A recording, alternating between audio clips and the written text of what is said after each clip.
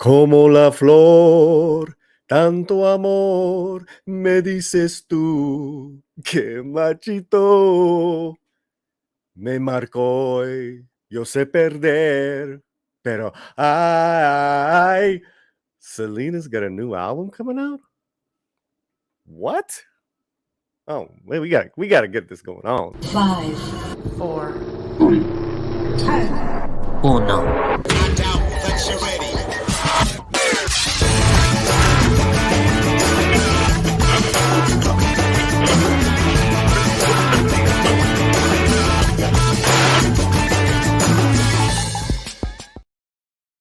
Heard me right. It's Paulie. It's the Latino Slant, and I hope everyone is doing well. One thing I don't do enough is I don't plug my own wares. So there you have it. Right now, we got this hoodie, Latino Slant hoodie, and I'll throw the link up, throughout. So check out this whole video. I want to know your thoughts on this real kind of controversial news that's coming out. What's happening is that Selena and Selena's family, there's a lot of Selena going on because it's 25th anniversary of the film coming out. And they're re-releasing it in the theaters in April. There'll be a separate video on that. It's also we're coming up on the marking of her actual death, which is, I believe, March 31st. Her birth is like early April. It's all kind of eerie in those same dates. But we have some other Selena fans. Yes, they are Selena fans. I didn't know it, but here you have Geek Tropology, Diego Luna. Oh, yeah. You wish. Pendejo. He wishes he was you. Diego Flores Midnight said just fine. What's up, brothers? Do I need to show the toy again? No de nuevo. Yeah. I'm like, yeah, I know. Like we were doing a separate video when in the Geek Tropology was showing a Diego Luna Juan Solo. Okay, so anyways, Selena, quick Selena, fan memory you guys might have. Going on the bus. She was everywhere. And I used to live outside of the city in a place called Calderon. Every single trip, it was her voice. It was her music on the bus and everywhere. So you could not get away from her. And maybe that's why I remember her so Yeah. fondly. Sure, man. Diego? My experience is more related with the movie. Mm-hmm. Like that's when I remember more clearly that I was exposed to it, to Selena proper. And Sure. then because of the movie, yes, you would like the radio and some other places, you would start hearing Selena go on. So from your memory, because I'm fascinated that she got that far, you guys in Ecuador and Peru, South America, she's a big thing down there as well. Yes, she was always on the radio, maybe even more than some other American artists like Michael Jackson. And I didn't knew she was from the United States. I didn't knew she didn't speak Spanish because for me she was like a Latino star. Mm-hmm. Yeah, that's great. Well, she's got new music coming out. How? La Ouija? Yeah, so there. Let me just say there are tons of news outlets covering this, but the most salacious one is the New York Post. So we're going with that one. We don't want the NPR. We don't want the dull news. We wanted a hot and right to it. Selena's family accused of trying to profit off of posthumous album. Selena Quintanilla Perez's legacy lives on as one of the greatest Tejana singers of all time. Her family is releasing a posthumous album in April, almost 27 years after her murder. However, some fans aren't happy with the project and feel that her family is exploiting the Texas-born starlet who was shot in 1995 by a crazed friend and head of her fan club, Yolanda Saldivar, for profit. Guys, anything there?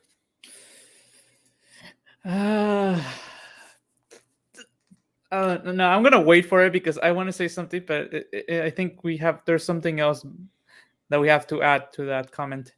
Okay, Pablo. Yeah, I'm just wondering why now? I know it's an anniversary, but re-releasing something from her best hits will be maybe more appropriate. Mm-hmm. Mm-hmm. Yeah, I think they've already done that. I think they've done that, like like the 10th anniversary, all that stuff. They've done those best of stuff.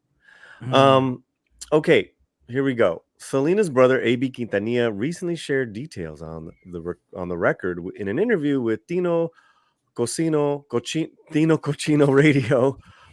It's a crazy concept, he said. I remixed all her vinyls and just with this album with an EDM world with ARP playglators and with keyboards. I made her flow to cumbia, normal songs that were not normally recorded in cumbia. Oh man, come on. Talk to me, guys. Why EDM? Like EDM has been dead for at least 5 years. Okay, first thing. Mm, mhm. So mm-hmm, why are we using a musical style that's not even current? mm, Okay, if you want to bring something back like that, and mm-hmm, cumbia. Her music was a mix between Tex-Mex and cumbia, so that But I can see the, why. not turn mm-hmm, it full cumbia. That's the thing. mm, I see where you are coming. sh- mm-hmm. she had the voice for cumbia. She had the style for cumbia. The question is Why? EDM. The question is why. Why EDM? Why? Porque Why? This is just like like us covering a remake of everything that we've been covering. Why? West Yeah, Side Story. Why? it's like bringing back Freddie Mercury singing rap. Oh my God! Wow, interesting. Wow. Okay. mhm. Cumbia is a music rhythm and traditional folk dance that originated in Colombia in the 1940s. Quintanilla went into more detail about the production side of the album, revealing that the team was able to digitally alter her voice to make her sound aged. Several of the tracks were recorded when she was a teen, 13 to be exact, and I think there's one in particular. Um, we were able to detune her voice to make her sound older than what she was. So she was 14 or 15. We were able to make her sound like she just stepped out of the booth at 23 years old, He stated. Why? This is okay. First of all, she had a lovely voice from the beginning to the end. Mm-hmm. Okay, and if this is a music that has not been released, hearing her on her glory when she was 13 learning or 14 learning how to make her voice vibrate more, Mm-hmm. be more bright, more energetic, that's something that I will want to hear. Mm. But turning Mhm. her into her old age kind of loses the meaning of releasing music from when she was younger.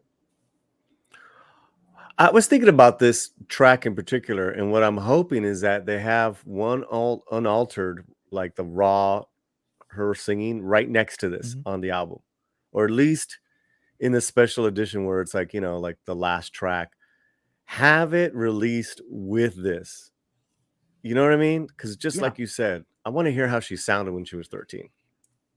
I'm just gonna put this. Okay, Mm-hmm. you wouldn't do the same thing for Michael Jackson songs when he was a kid and make him sound so like when he was a bit older. Because if you hear as a kid and when at the end of his life, there is a difference. Okay, Mm-hmm. Yeah. you wouldn't do that to Michael Jackson songs. So why would you do this to her songs? Well, eh, we'll get into that later because this is her family, right? This Mhm. this in an AB did produce all her stuff. Yeah, but Um, Diego's mhm, point is perfect. If you see Michael Jackson when he was on the Jackson's Five, he had a special ring, and that made the group better. mhm, Yeah, he was maybe on train or not so much train as when he was 20 something, but mhm, he had something special on that age, and I bet Selena had something special at that age. And she started like 9 years old, Well, that was something the like whole that. thing with the dad, is that Yeah, she heard him, he heard her singing, and as a little kid, it's like, oh man, you got something. I mean, I yeah, want to hear those. If there are recordings of her like at that young, absolutely, I want to hear that. It's not like her voice dropped like a dude's. Then I would kind of mhm, understand. You know. Okay. However, by detuning her voice a little bit, it actually made her sound deeper. It sounded like she sounded before she passed. Um, I gotta say that for me, it's a little cryptic. I was say creepy. It's a little bit. I think there's just some lines that I don't know, man. I don't know, and I'm not trying to hate on anyone. We all, we all do what we got to do to make money and make a live. I don't know, man. This is just weird. yeah, Fans tweeted out their concern about the album, with several questioning its authenticity. There's literally no other reason to do this except for money, money, money, one person wrote. Another person said, this is sickening. Abraham Quintanilla should let his daughter rest in peace. Another one. Well, this is Twitter, right? So you're gonna get the mhm, raw, kickback from fans. These are her fans. I mean, she has hardcore fans. yeah. Hmm. We know that's how she went out of this world. But Abraham has always been uh, a marketing guy. He has Mm-hmm. always sold anything that he could. So it's kind of on his normal, Mm-hmm. to say the least. Yeah, he will re-release something. He will sell you even a figures. He will sell you anything from Selena because that's what he does. He gets money Mm-hmm. from her from when she was like 10 years old to the end of her career, and 20 years later, he's still selling stuff. That's what he does. But Mm-hmm. if you are selling something and it's something new, and at that age she was experimenting with a lot of English music. She was mimicking, as I recall, Madonna. She was mimicking, well, the Jacksons. She was mimicking a lot of different artists. It was a good time for her. Mm-hmm. So why don't you release that? She wanted to be a pop star in English, and let's see, because I know she had something there. Hmm. I mean, there's a difference in keeping. I mean, look at the Tolkien estate. I mean, look how much money they've made off those books. Mhm. But it's not them kind of bastardizing the original source. But you know, part of me is like, well, if anyone's gonna profit, it should be the family. I don't Yeah, know. I I don't know. have no issue with them profiting from her because, well, they have been doing that for a long time. And you are saying the Tolkien estate, yeah, but Christopher Tolkien was recopiling the Silmarillion and making notes, but his notes were his, and he Mm-hmm. separated them from Tolkien's proper. Mm-hmm. Uh, he didn't change the Silmarillion. He didn't change the Lord of the Rings or the Hobbit. That's something that Tolkien did and is sacred. That Yeah. should be the same with Selena. If she sung that, well, that's it. You can make a short story or the dad talking about how she was learning this or that, or experimenting in this style. But other than that, a Mm-hmm. remix is like Christopher Tolkien writing over the Silmarillion. Mm. Hmm. Is Yeah. disrespectful for me. Abraham Quintanilla, the father and manager of Selena, told Latin Group News that the album will have more than 12 songs produced by her brother. I think it's 13 in total. If you listen to it, she sounds on these recordings like she did right before she passed away, Abraham noted in his interview. I said right after she passed away that I was going to keep her memory alive through her music, and we've done that. 26 years later, Selena is still very present in today's music. Selena's life was dramatized in the 97 Jennifer Lopez drama Selena and the 2020 Netflix miniseries of the same name. It's interesting. I've read some other articles. There's other information, like that they kind of like, even here they didn't really cover, but this is a family project. So Suzette, the sister, did the artwork for the album. Like stuff like Okay. that. Again, there's all this. It's kind of converging on all these anniversaries. With the film, with all the accolades from last year. She also got the Lifetime Achievement Award from the Grammys last year. Also, it's an anniversary for her death, Mm-hmm. for her birth. Mm-hmm. Weird. Yeah. Weird timing. Yep. Yeah, I mean, Diego, how do you feel? How far should they go with kind of like just they're completely they're messing with her audio, her raw audio files. Can I say a bad word? Yeah, absolutely. Fuck off. That's what I feel they Oh should do. my God. Because I feel they shouldn't do anything. We're gonna bleep that. But I mean, it's the fact that like this would have been the perfect opportunity that actually the father just have done, instead of just releasing the album on its own and but not modified as well. It's like do a whole, if they want, do a whole documentary about it, and him remembering Selena and putting the songs of her when she was singing as a girl, 13, 14 years old, when she was and then later how she sounded in life, and talk about that. They could have done something more respectful in memory of her birthday, of her also memory of the movie, memory of her death, memory of her birthday, because they're all so close to each other. It's like they could have done something more unique to it. And I think if they had done something like that and announced they were doing that, nobody would have said anything. Nobody would have commented it, because it was like, okay, they're doing something special to honor her, where they include their own feelings about the whole thing, remembering her, and then it would have been good. But now doing it like, yes, we're on the anniversary, we're releasing this album with songs that she sung as a kid, and we're detuning her instead of keeping the integrity of the song. No, actually, So we got a little more information here, real fast. Okay. This is from the Washington Post.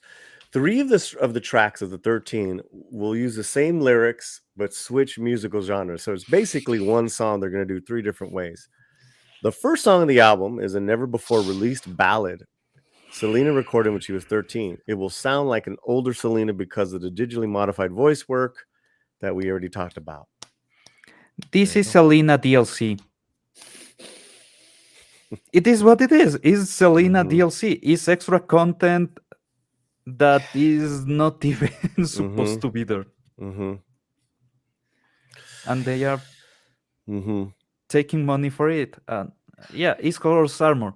You cannot change how she's singing and then tell us, okay, the rhythm is different, the voice is different, so this is artificial music. This is like Hatsume Miku, if you know Japanese virtual idols, or like when they brought back Tupac for a concert. Oh God, don't remind me that one. Yeah, it's something like that, but worse, because Tupac at least was singing his songs, and Hatsume Miku is an artificial being. She has no soul. So yeah, whatever. In this, is taking away the soul of her music to make something new without her. And I mean really without her. Her voice is not there. Her rhythm is not there. So yeah, it's artificial. Now I will say what the Selena family, what the Quintanilla family has done is, up until now, has kept, and even with this, it's going to keep Selena's music in modern day, like the music world. But check this out: Selena's groovy music has never stopped playing. Her songs, which include the hits "Amor Prohibido," "Si una vez," "Bidi Bidi Bum Bum," were streamed a total of 452.5 million times across 177 countries in 2021. I mean, she's still, I mean, She's more successful now than she's ever been. Last week, Mhm. the 2002 posthumous compilation of her hit songs Ones dominated the US iTunes charts in two categories: Latin pop and música mexicana. That was last week, guys. So they have been selling I mean, compilation. Yeah. Look, another way they could have done this and mm, nobody would have said anything. mhm, You got a mhm, bunch of Latin artists to sing her songs in the mm. way she sang it, right? But people who have a different voice, or they actually, because their genre is different, they update Yeah, the song to match their genre, but it's sure. them doing it, doing a cover. I Mhm, mean, I'm trying to remember. I remember this is from Luis Miguel. I remember he did something similar and it mhm, worked, and it's something that people liked. And I thought if they did something like that, they could still do the album without people, saying it and without disrespecting the essence of her soul in the mhm. music. So, Just keep Shakira away from her songs and everything is good. I mean, yes. that's been done where they're like tribute albums, Mhm. like even whether passing away or they're still alive. Elvis Costello did that Mhm. recently with Latino artists from all over the world. We covered Yeah, that. I mean, that was cool as shit. Why didn't they do something like that? because they are scraping the pot. You know, in fact, Nina Diaz did a cover of Back in the Chain Gang, like Yeah, with Elvis. with Chris Pettis, like what? Not even 2 years ago. Mhm. It was for some celebration. I mean, I know that there's a lot of drama we don't know about, but we do know that the Quintanilla family and Chris Pettis, there's a lot of strife there. I mean, I mean, so much so that they had to sue him to stop on his production of his story. I don't know if it was a movie or TV show, you know. For the Netflix one? Right, so they can do their Netflix one. Antes de Oh, hoy, yeah, I remember they something about that. right. mhm. So, Weird. I think, yeah, I think the family is very, very protective, maybe Mhm. to a fault. I'll just be nice and say it like that. Any closing words, guys? I think all I'm gonna say is no lo hagan. Just don't do it. Leave her alone, or do something more unique for her in honor of her. Not this. It just feels that they take away something of hers in the process, Mhm. and I don't think it's correct. Cool, Pablo. Ay, álbum prohibido nos gritan por las calles. Que- I I have no words. I dislike Mhm. what they are doing. Okay, if they gonna release her original material from before she was even famous, I'm into that. I want to hear that. Make it pure, make it the original, make it Selena, not an Mm. homunculi, a digital homunculi at this. So keep her as she was. Mhm. Well, in this age of reimagining and read this and read that, this was bound to happen. I just hope that we couldn't hear that track of a young Selena when she was in her as a teenager singing. I'm sure she sounded amazing because she was the voice, and she still is. She still is. And so thank you guys. Catch Pablo and Diego on Minutes de Espanol, and catch us on our next video. We'll see you next time. Wherever you're at, keep your slant fuerte. Video Come on, y'all. Come on, y'all. Come on, y'all. The slant. Yeah, but isn't this the unplugged version? I don't know. I think it's the unplugged version. All right, Paulie.